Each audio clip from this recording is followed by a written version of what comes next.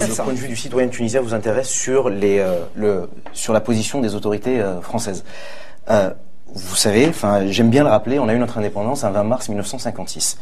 Et depuis cette date-là, on est un État, en principe, souverain. Et quand j'entends des amis français ou tunisiens me dire « mais est-ce que tu n'es pas choqué par le silence des autorités françaises ?» Je dis non, puisque en quelle qualité les autorités françaises se prononceraient sur la Tunisie? Moi, j'y crois à notre révolution citoyenne, sincèrement et profondément. Au titre de la communauté internationale et au titre des conventions signées par la Tunisie. Non,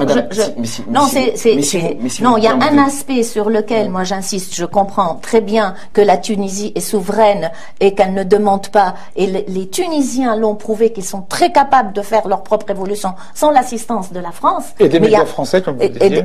Et des médias français, vous l'avez dit. Mais cela dit, il y a une communauté internationale.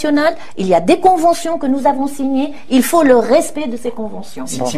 Alors, est-ce qu'on peut laisser le jeune homme finir? Oui, très bien. Si vous me permettez, moi je suis d'accord. Je suis d'accord avec vous.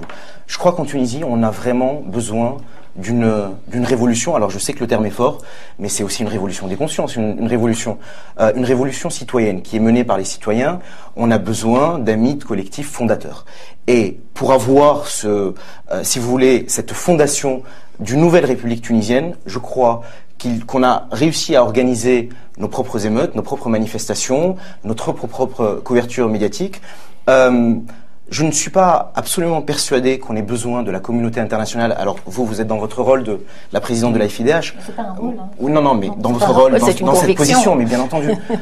Ça aide en général. Bien entendu. La communauté internationale. Je sais. Mais c'est-à-dire, avant d'attendre qu'on fasse les choses pour nous, faisons-les nous-mêmes. Et puis, pour vous répondre sur la question de l'armée, il y a eu un moment où beaucoup de Tunisiens ont appelé l'armée à prendre le pouvoir pour le peuple. Et si vous voulez, moi je suis totalement opposé à cette idée, parce qu'on a toujours attendu en Tunisie un homme providentiel, un nouveau prophète. Il faut bien entendu que l'armée se range du côté du peuple, comme les forces de l'ordre. Mais ce n'est pas l'armée qui doit prendre le pouvoir, c'est le peuple. Alors, avec l'armée peut-être à la droite et les forces de police à gauche, parce que l'armée est aussi composée de citoyens, mais vraiment, si vous voulez, je crois profondément qu'on doit compter sur personne, sinon sur nous-mêmes.